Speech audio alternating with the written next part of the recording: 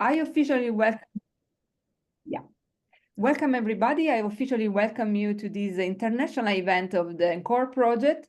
Today we are here in the frame of this event that, sorry, it came really wrong. So today we will present a very particular topic on the prohibit use of AI. And before we start, as I said, this event is in the frame of the ENCORE project. I want to leave the floor to Filippo Chiarello that will give us a short intro about the project, and then we kick off the event with Dennis presenting. Please, Filippo. Thanks, Alessandra. Hello, everyone. It's so good to see so many people in the call today. Thank you very much to EDTU for organizing this event, and the amount of attention that we are getting during the project is more than expected, and I think that is not because we have done quite a good job with the project. We are going to finish in May, but also because the topic is a super hot topic, as all of you know. The topic of the project is understanding how artificial intelligence can inform the design of educational activities. When we designed the project 4 years ago, large language models and generative AI were not yet exploded. But I have the fortune of doing research on natural language processing, doing my PhD. So we were monitoring what was happening. So we wrote the project, and in the project, we decided to study by the development of a platform that is the ENCORE platform, how generative AI, how AI in general, informed by data already available online, and in particular open data, so open educational resource, can be analyzed to inform educational design. So then we kicked off the project, and 4 or 5 months after that, the big wave of generative AI started. And so we had to revise what we have planned, because most of the things that we were planning to deliver during the project were possible to do via a couple of prompts in ChatGPT or similar tools. During these 2 years, then I had the chance of coordinating this group of people made of computer scientists, pedagogists in the production of the ENCORE platform. The ENCORE platform is something that you can test. It's on our website, and it integrates pedagogical guidelines and artificial intelligence techniques to guide you through the definition of the skills that are more interesting for you to teach, to the production of a syllabus, proper definition of learning outcomes, and the creation of relevant material. What we are doing now in the last year is getting the data that it's possible for us to create thanks to people like you interacting with the platform. And we are planning to release this data at the end of the project, because this will be one of the first larger scale example of how educators are interacting with AI to inform the educational design process. We care very much about opening up this data set, and we care very much about all the people that is interested in getting in touch with us to define also possible ways in which we can use this data together. Again, thank you very much to all of you for being here. I leave the floor back to Alessandra, and I look forward for the webinar. Thank you, Filippo. And if you have any problem in accessing the platform or have a further question, please contact us. You have our detail in the Eventbrite page. Now the floor goes to Dennis who is a scientist, manager, teacher, and so many other things, as well as a very interesting speaker. And today he will enlighten us on the probability AI use. Please, Dennis, the floor is for you. Thank you. I'll try to live up to the introduction. Although this is a topic which is by definition is not interesting at all. It's legal stuff, so boring. Give me a minute. I'll share the screen.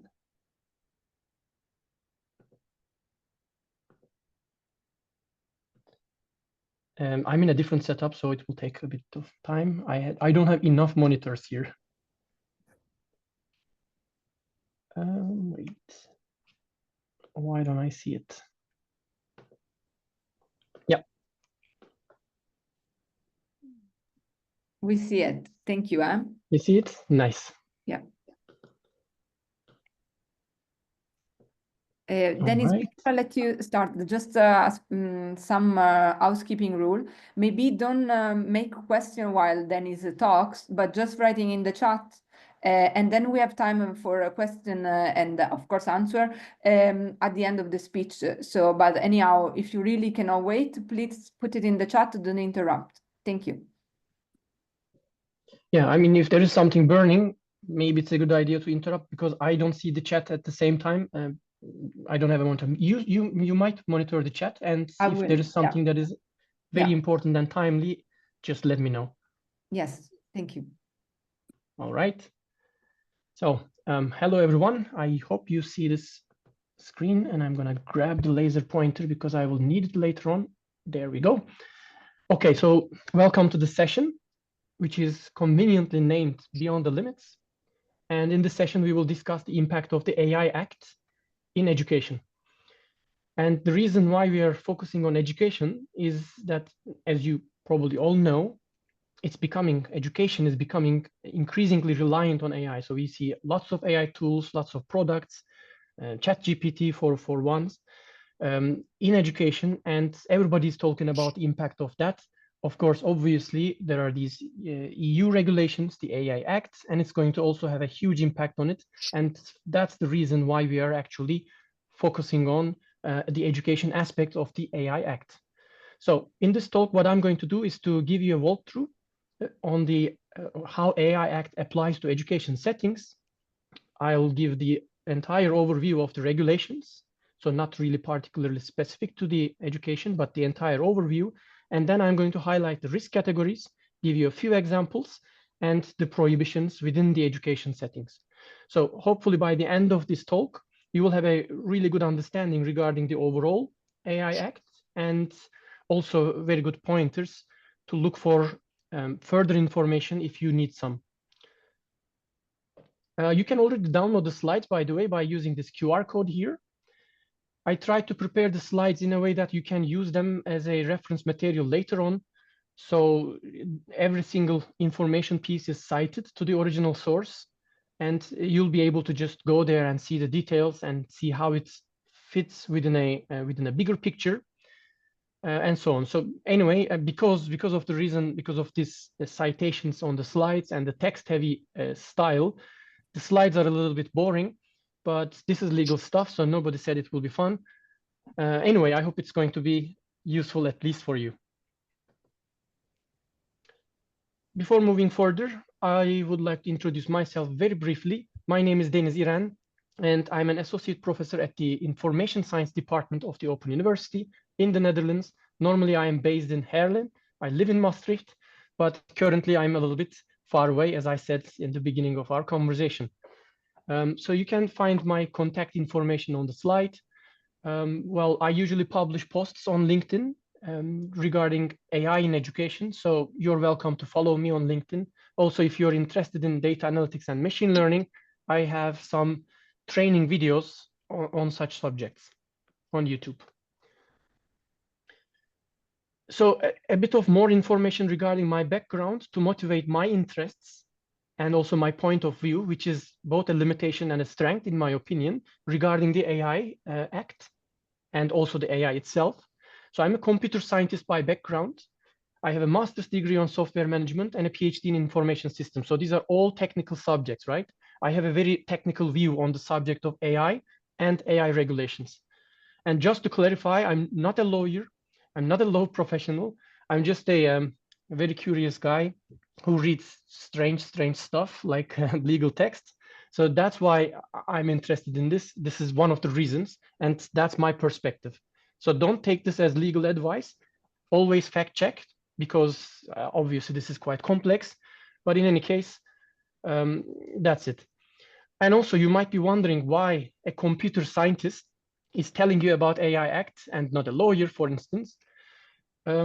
Yeah, so that relates to what I'm also doing. I'm in my research. So I'm a researcher in AI in education and also emotion recognition, which is also called affective computing. You can see it on the slide. The combination of these, AI in education and emotion recognition, the combination of these two areas are severely impacted by the AI Act. The first time that I read it, I said, I wouldn't believe. So it's just outright prohibited. There must be a mistake, I said. And then I needed to go into the details of these. I started my my initiative, my crusade, if you will, to build the bridges between my research field and the AI, the European Commission. So I sent many letters to the European Commission, also tried to notify the researchers and the practitioners in my field. So building the bridges. So that's one of the reasons why I'm really interested in the AI Act and how to implement it. One more thing, I'm also a science entrepreneur, and I've been working on an AI tutor, which we called ART, Augmented Reality Tutor. This is an AI-powered virtual avatar which is directly interacting with teachers and students in education settings. So you can imagine that such edtech products are under heavy regulation because of the AI Act and what's been happening around it. This is another reason why I'm invested in learning and raising awareness about AI Act. By the way, if you're interested in AI tutors, you can also follow the project website. I'm looking for, always pilot projects. We very recently initiated many of those. So that if that's also another thing of interest, I'll be happy to give a presentation about it completely, maybe in another talk. But okay, let's go to the boring stuff. Alessandra, did you say something? No? No, probably was not me. Yeah, okay. We heard you well. Go ahead, and maybe we come up on that other presentation. Yes, excellent. Very nice. All right. So in this talk, I'm going to use 3 different source documents. The first and the most important one is the AI Act itself. And the official name is EU Regulation 2024-1689. This is the law. So there is no breaking it, and we only have very little options to bend it. But it's a very complex set of regulations, and it's a bit rushed. So it requires further explanations and clarifications. And for that reason, the European Commission plans to release many guidelines to clarify and explain the implementation of the AI Act. 2 of them were already published back in February. And the first one is called the Guidelines on the Prohibited AI Practices. That's the one that I denote with EC 2025-1. So this is not the official name. This is what I use to give references to this such long title, Guidelines on Prohibited AI Practices. And the second set of guidelines, which was published in February this year, that's the Guidelines on the AI System Definition. And the links to the original sources are here on the slide, so you can access them if you need. One more time, I should mention that I'm selectively addressing the parts of the AI Act that are relevant to the subject, but I'm going to cover most of the topics that are of the core aspects of the AI Act. So you're going to have a good understanding about it, but I'm going to focus only the parts that are relevant to education context when I go into the details. So know that this presentation is not comprehensively addressing the entire AI Act in detail. That would require a few days of workshop, I guess. Okay, so here is the history of the AI Act. We are not going to go into the details, but there are a few points that I want to make. First of all, the proposal of the Act was released back in 2021, April. And within just 3 years, this huge body of regulations was accepted, it was published and put in effect. So everything happened so fast that many stakeholders could not react. I mean, we still have researchers who don't know that, who don't know the severity of the impact of AI Act in emotion recognition, for instance.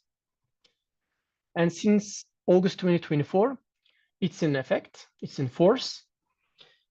In February 2025, prohibitions also started to be in effect. Also the AI literacy requirements, which I'm going to talk about in a minute. All right, so this is the structure of the AI Act. It has 144 pages. The English version, the PDF that you can download, has 144 pages, has 180 recitals and 113 articles. So it's a huge and complex document. It's very easy to get lost in. That's why it's a good idea to have a slide like this to understand the structure of it a little bit so that we know where to look for relevant information.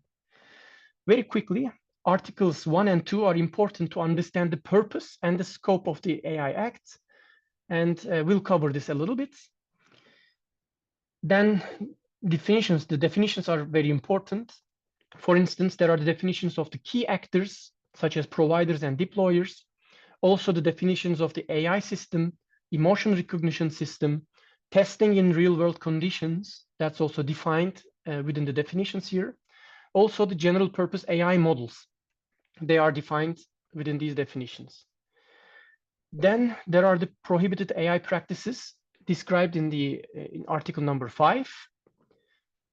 Then article number 6 addresses high-risk AI systems, which also includes quite a lot of elements regarding education in there. And the articles from number 8 to number 15 cover the requirements for high-risk AI systems. And as you can imagine, these are really, really huge requirements.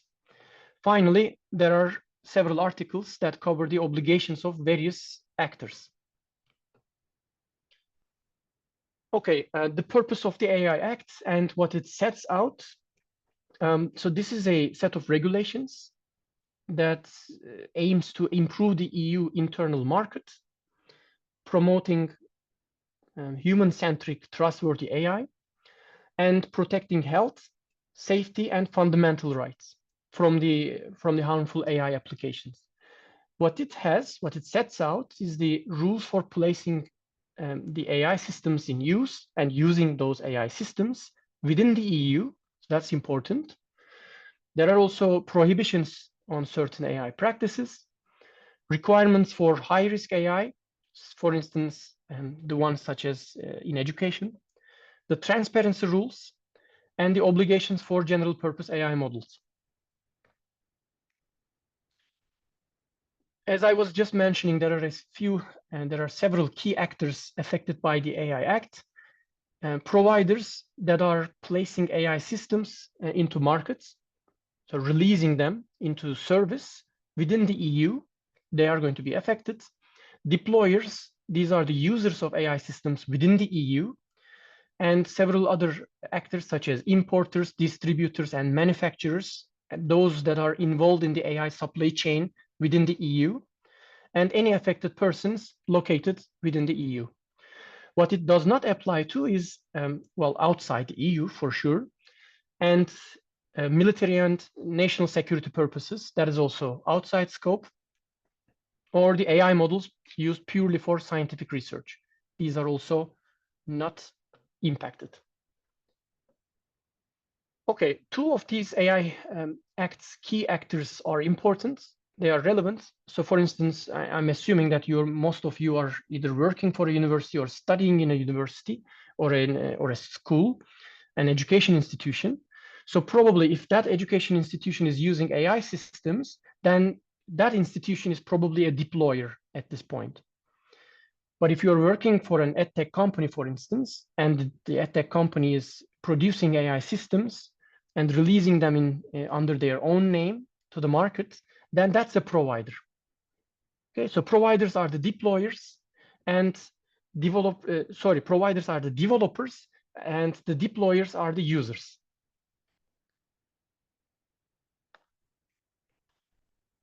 The AI Act has, well, a risk-based approach, which means the higher the risk, the stricter the rules. There are 4 risk levels. The first one is unacceptable risk, which means the AI practices that fall under this risk category, they are completely prohibited. For instance, social scoring or manipulative AI or emotion recognition in education and workplaces. The second category is high risk. These are tightly regulated with many requirements that we are going to see for safety and transparency and human oversight. Then there is the limited risk category. They only have some transparency obligations, and these are generally the AI systems that have interactions with humans. And the fourth category is the minimal or no risk, which means it's free to use with no specific obligations. Okay, I just mentioned the AI literacy requirements, right? So this comes from the Article 4 of the AI Act. Yeah, this obligation is also in place, in effect, since February 2025. So the organizations need to act now about this. Actually, it's a little bit late, but you know. So who needs to act? Providers and deployers, both of them need to ensure that their users, their employees have sufficient AI literacy. And this means making sure people understand how these systems work, depending on their role, and also depending on their experiences and the context in which the AI system is being used, because that changes things about the literacy. So it's not a mere like a crash course in AI, not like that, but they have to know the basics that affect their jobs and that relates to their functions within the organization. Again, this requirement is in effect, but what I see when I talk to organizations, the representatives of the organizations, is that a great proportion of those out there, they don't satisfy this requirement. So it's a good idea to start asking questions within your own organization, raising awareness, and well, giving some prods to people who need to wake up and understand the urgency of this. Well, fortunately, this is something that can be not very difficultly addressed, because in the end, education institutions, most of them provide education in machine learning, AI, and these kinds of practices. So probably it won't be very difficult to organize the AI literacy within the organizations. Okay, the definition of the AI system according to the AI Act. So this definition provided by the regulations is very important to know. And the reason for that is that if a system does not satisfy the conditions listed in this definition, which means it's not going to be regulated by the AI Act at all. So if you're aiming at understanding the impact of the AI Act in your organization, or in the software that you're building and so on, make sure that the systems that you are using or developing are indeed AI systems according to this definition, because otherwise you don't have to bother yourself. So the official definition of the AI system contains 7 different elements. 4 of them are mandatory and 3 of them are optional. First of all, it's machine-based. The AI system needs to be operating with some degree of autonomy, which means it can function without constant human inputs. It may adapt after deployment, for example, learning from new data or interacting with users such as students.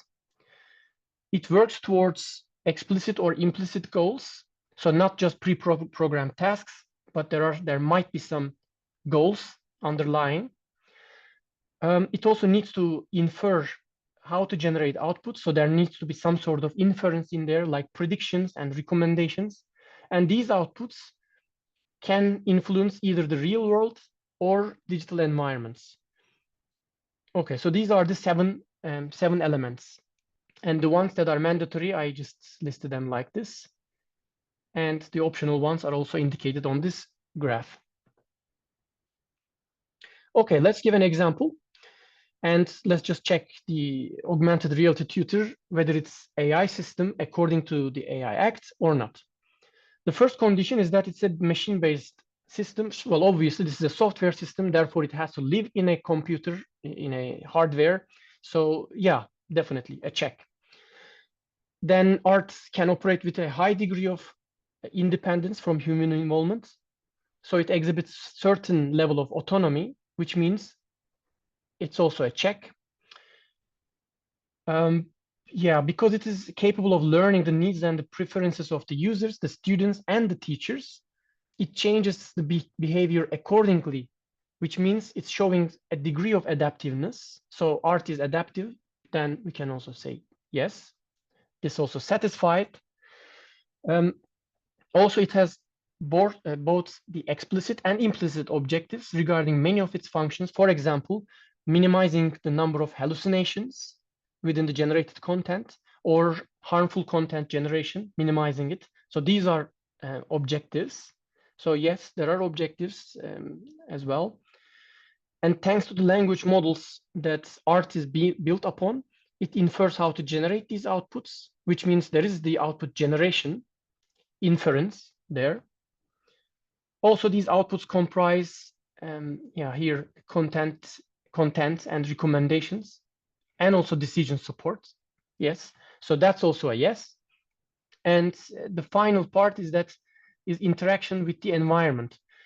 So obviously, art is a virtual tutor, therefore it's interacting with the users and other elements within the environment, such as learning management systems, which means that's also a check. So the verdict is that art is definitely considered an AI system, and it is bound by the regulations of the AI Act. So we have to be careful, both as a provider and a user of the system. Okay, there is the research exemption, because these regulations also acknowledge the importance of research and innovation, and they don't want to hinder it entirely. So the regulation does not apply to research, testing, and early development of AI systems, but only if it is before they are placed on the market or put in service. And even some prohibited practices are allowed during these early research and development phase. But there is a pitfall here. Once the testing enters real-world conditions, for example, in an actual classroom, then it is not permitted. So it needs to comply with the AI Act. I can give you two examples. For instance, testing an emotion recognition system designed to predict a student's emotional states in a lab would be permitted. However, testing the same emotion recognition system in a classroom, even with the volunteers, with the students volunteering to use the system, is not going to be permitted. So a point that I want to make here, of course, I mean, this is good news for academics, but it doesn't mean that the AI Act will not impact scientific research or innovation. Because think about it, if the outcomes of a research project or a scientific discipline will never be implemented in practice, it certainly diminishes the value of it, right? Also think about it from the fund providers' perspective, the grant providers. Why would they fund? So they're going to definitely diminish the funding in certain fields, because the application of the outcomes of that scientific field is going to be prohibited within the EU. So these are actually indirect but severe consequences of the AI Act, regardless of the fact that AI Act exempts scientific research. Here is a complete list of prohibited AI practices according to the AI Act. You can find the details of this under article number 5, as well as the entire guidelines written for guidelines of prohibited AI practices, EC 2025-1. But one of them is of particular interest for us, which is the AI systems that infer emotions in workplaces and educational institutions. So that's the one, that's the most important prohibition in the context of education. Okay, let's go into the detail of that. So AI Act prohibits AI-based emotion recognition systems within workplaces and education institutions. And this prohibition applies only if all 4 conditions are met cumulatively. So they all need to be met. The system being marketed, deployed, or used is out there. So it's not a software which you built and put the code elsewhere, but it needs to be used, deployed somewhere. It is designed to infer emotions. So there should be emotion recognition in it. and it is used in an educational or workplace setting. Also, the fourth element is relates to the exemptions, and these are the exemptions of medical and safety purposes. Those are exempt, so those shouldn't be taken into place. Therefore, for that application to be prohibited. Then And the reason, yes. May I interrupt you a second? Because I also want to be a bit aware of time. Absolutely, Yeah. you're doing great. Just I think we could consider to wrap it up in about 5 or even 4 minutes. Then people can have the chance to make questions. And would it be possible to kind of like you were doing before, give some example of these specific prohibit practices? Like you can. Yeah, sure. Setting, but not in that setting, then people can understand better. All right, then I'll speed up and skip a few of them because I already prepared the slides in a way that it's guiding people. It's like a like something to read. Okay, I'll do so. So I was just saying 4 different elements are needed for a practice to be prohibited.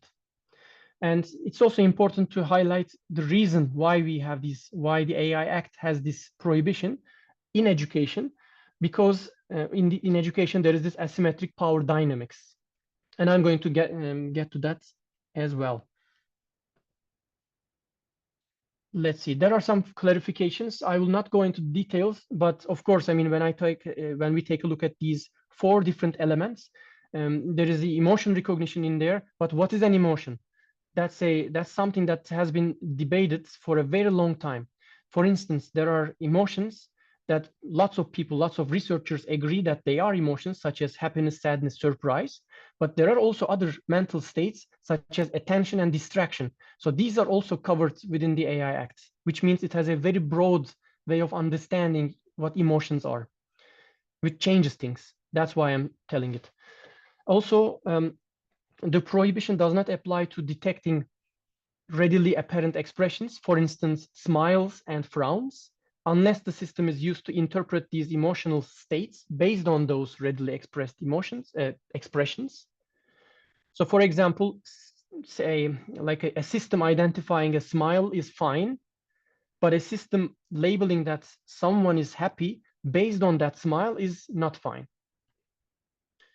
One more thing that is important here, that's the definition of education institutions. So it's also a very broad definition. It can be public or private for all age groups, online, hybrid environments, PBL system or whatever. So that the education institutions clause is also should be understood really broadly. Examples, you ask for examples. So here are some examples.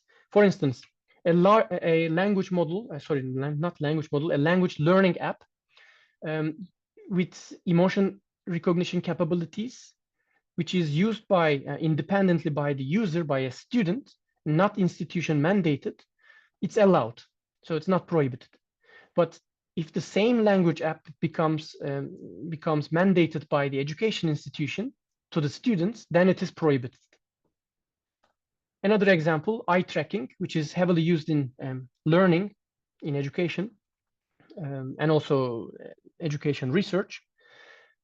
For instance, eye tracking used to detect unauthorized materials during an examination, it's allowed, but using eye tracking to infer emotions such as arousal or anxiousness is prohibited because they are recognized as emotions.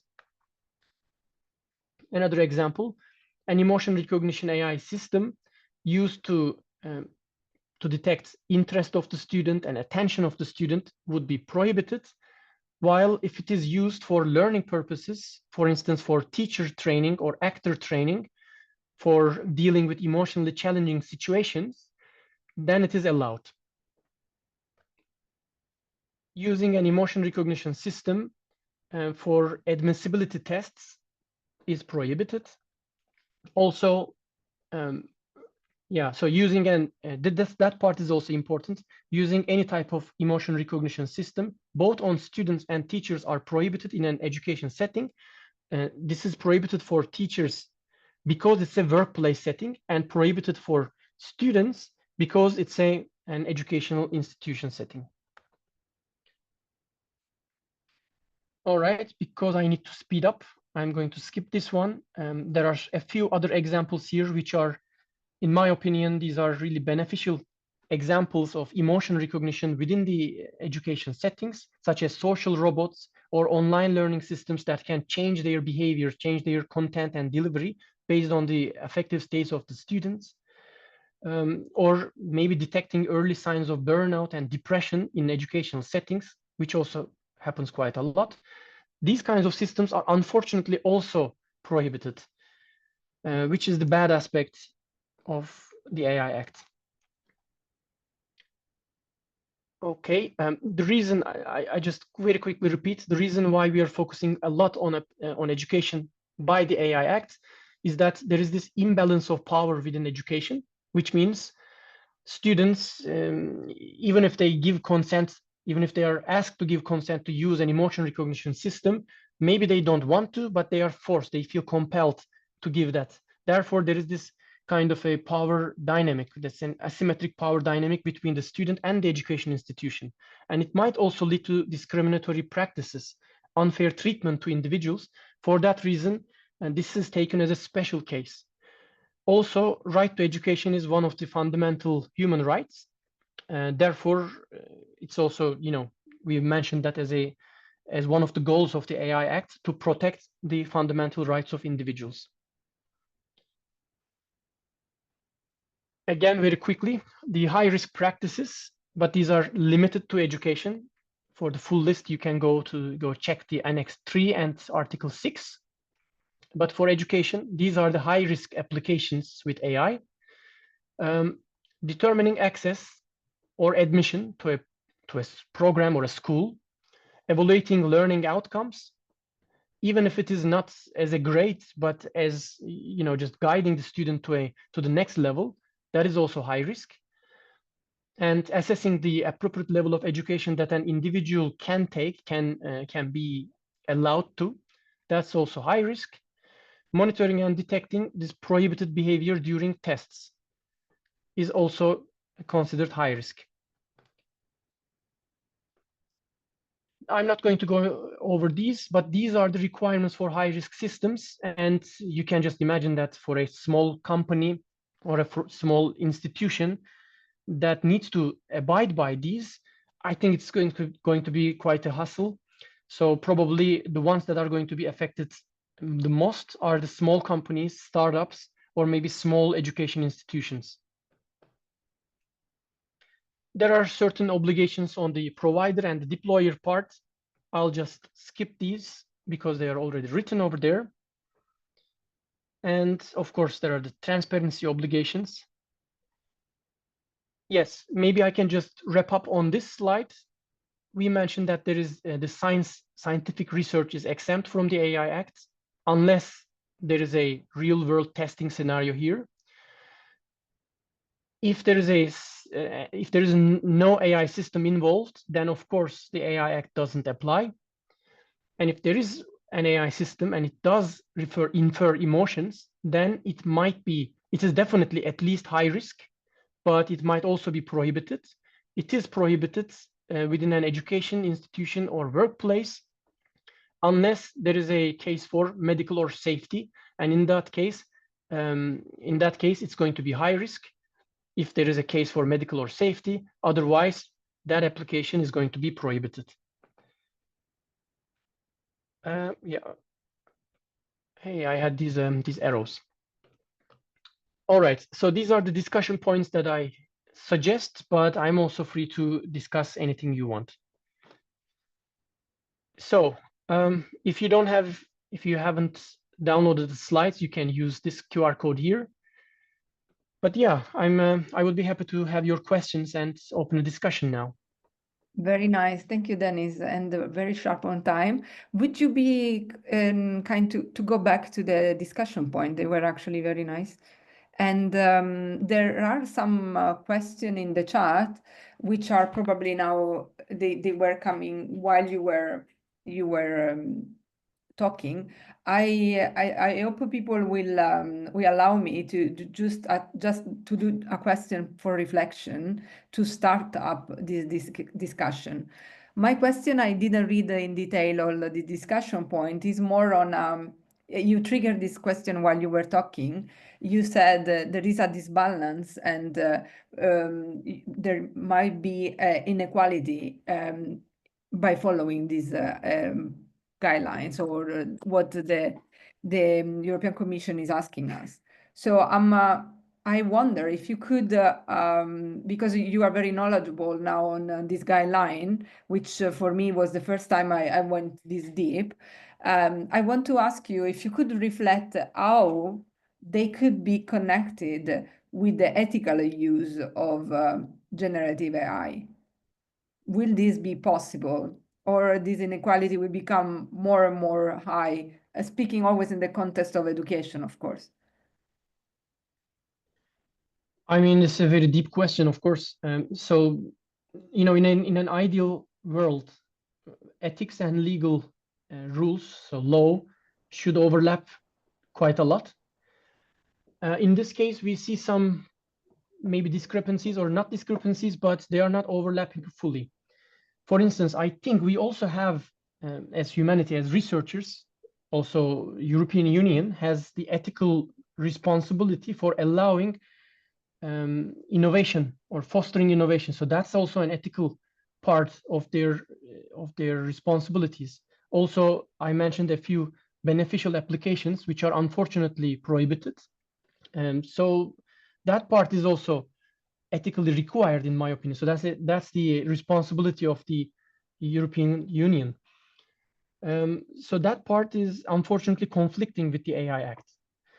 But what you're asking is, so they prepare the AI Act based on several ethical guidelines. The one that was published in, I think, 2021 by the OECD, they used that heavily in order to come up with many of these. But the prohibitions of emotion recognition, that came later. In the first few drafts, it was not prohibited, and suddenly it was prohibited. So what we did in a kind of research project is to understand why this came out and what is the reason why. How did they come up with these ideas of prohibiting these applications? So we went and checked letters sent from social partners, lots of social stakeholders to the European Commission during the drafting period.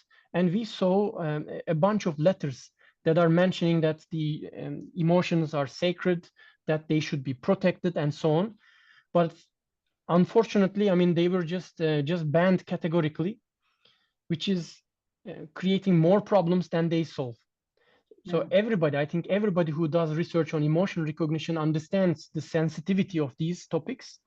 Also, the AI Act is, you know, kind enough to give some reasons why they're prohibiting these. For instance, they say that emotion recognition does not work in all contexts. It is culture dependent, and sometimes it makes mistakes and so on. But hey, I mean, all AI, all machine learning makes mistakes.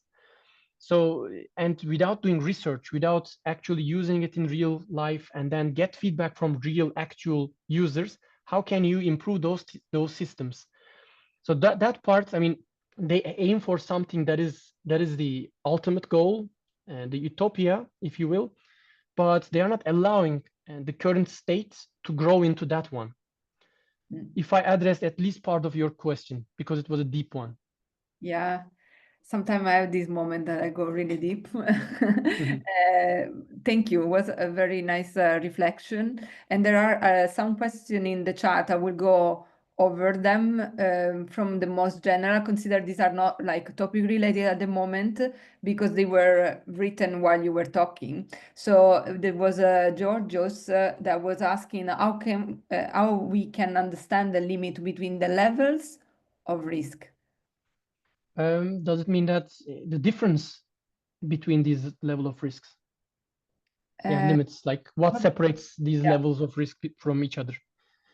I think so. I mean, so the thing is that there is no logical way of understanding this. So that they just didn't give a detailed like a decision tree, the tree that I wanted to create, for instance. That's why they are just saying this is banned, this is banned, this is banned, and this is high risk, this is high risk, this is high. So there is a bunch of lists over there. There is some logic behind it, but you cannot just use that logic in order to come up with these risk assessments yourself. So you have to just check it with these, like a checklist. Yeah, I'm responding to something. Bo, could you read the next one? Sorry.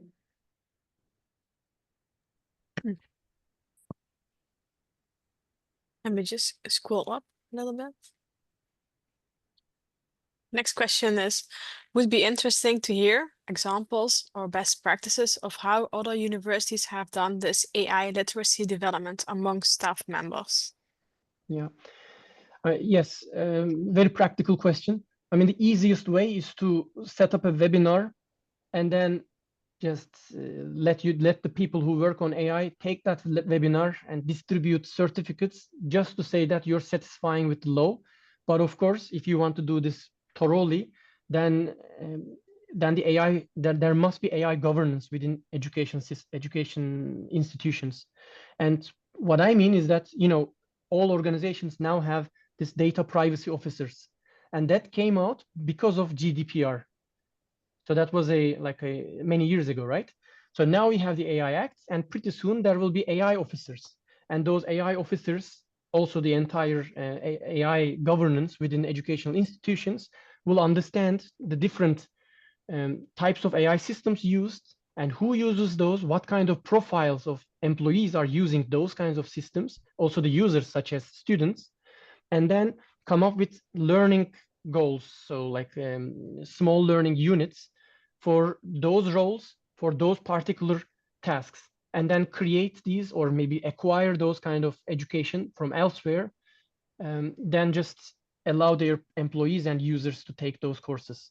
That would be one of the best ways to handle it. Hopefully this answers the question. Shall I read the next question? Please.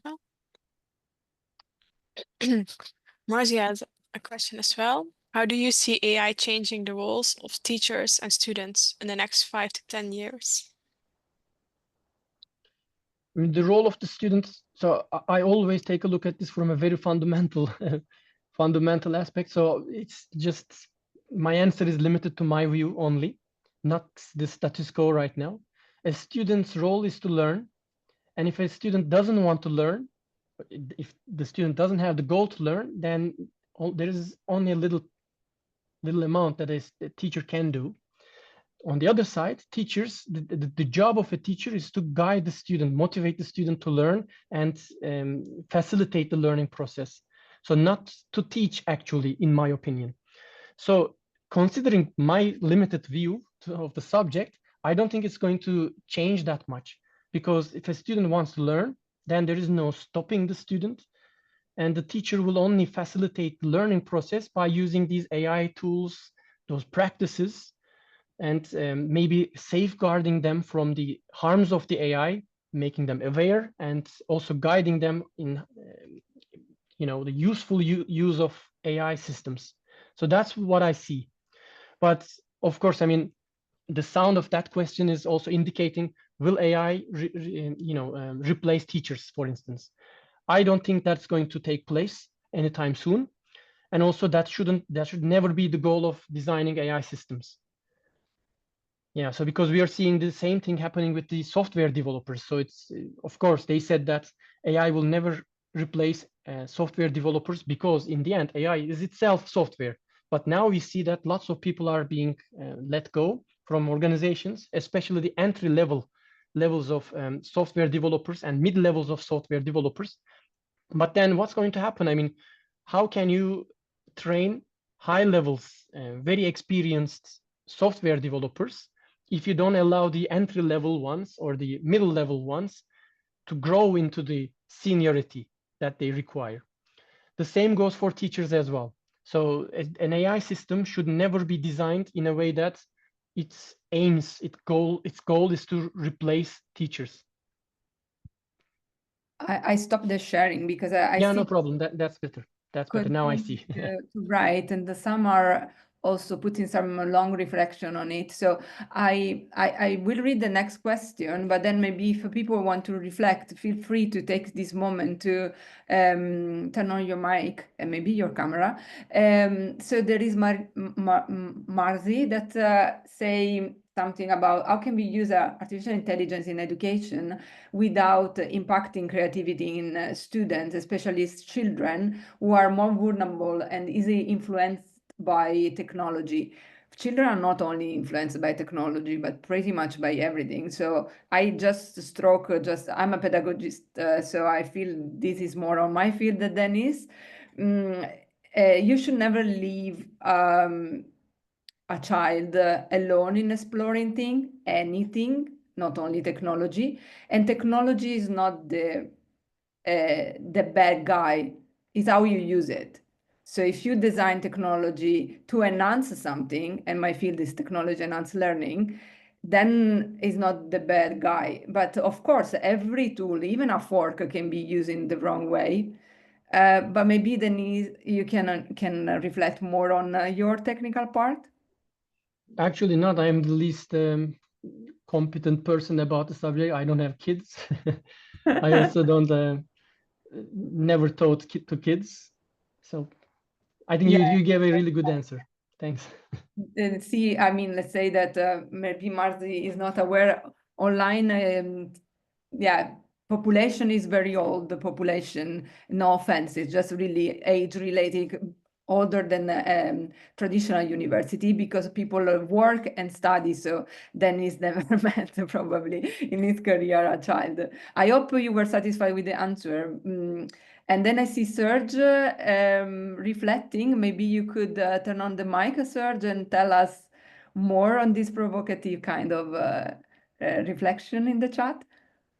And then Bhumika, maybe you could also make your question. Say, yeah, Serge is there. Please, Well, Serge. I think it's written. I think if you want to interpret emotions accurately, you need to have the person naked in front of you, or otherwise it is very superficial. So the implication of that is, yes, it needs to be intrusive. There is no need. There is no way you can't be intrusive if you want to do a proper diagnosis based on emotions. What do you think, Denny? And Bhumika, I see also you're thinking something. Chris, I think also. So please talk. It's nice to hear your thoughts. No, I mean, these kinds of things have been under debate for a very long time in the emotion recognition field, for sure. What we say is that, when emotion inference is practiced, they're not trying to understand the deeper feeling of the people. So that's actually a discrepancy between the definitions here, right? So for example, as a human being, when I see someone smiling in front of me, I always have the interpretation in most cases that the person is happy. So I'm making this inference. Of course, I have no way of understanding whether that person is actually happy or not, and I cannot actually claim that as well. So the system should never claim that they are understanding the internal states of the people, that they're of the users, but I don't see any. I mean, of course, these kinds of systems can also be abused by marketing people, for instance, also detecting vulnerabilities, for instance, trying to sell chocolate to people who are unhappy. These kinds of things also unfortunately happen. The technology is open to abuse, but lots of technologies are open to abuse. Yeah. Any Thanks. other reflection? Otherwise, there is another question from Bhumika that maybe can do it by herself. Yes. Shall I? Yeah.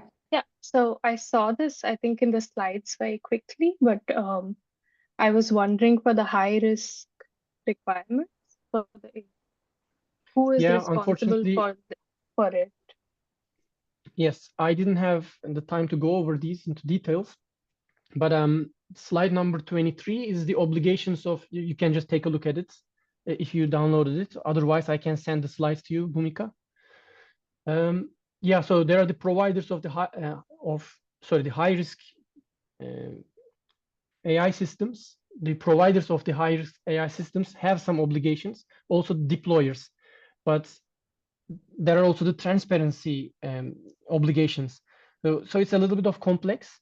Starting from article number 16, there are some in under article 26 and many of those. But we have a list in the beginning, so the structure also gives you that list. Happy with the answer, Bhumika? Follow up? Yeah, I think I'll just take a look at this. Okay, it's 11:01, so because we are in the Netherlands, we have to be very precise with time. No, I'm kidding. It's kind of funny that an Italian is so strict with time, I think. So I hope you are still listening. That's why I'm making a joke. And yeah, I suppose there are no more questions. The time is up, but if you are, we could take another last question. Otherwise, I would be happy to conclude this very interesting webinar, which was not at all boring, as you were saying, Denise.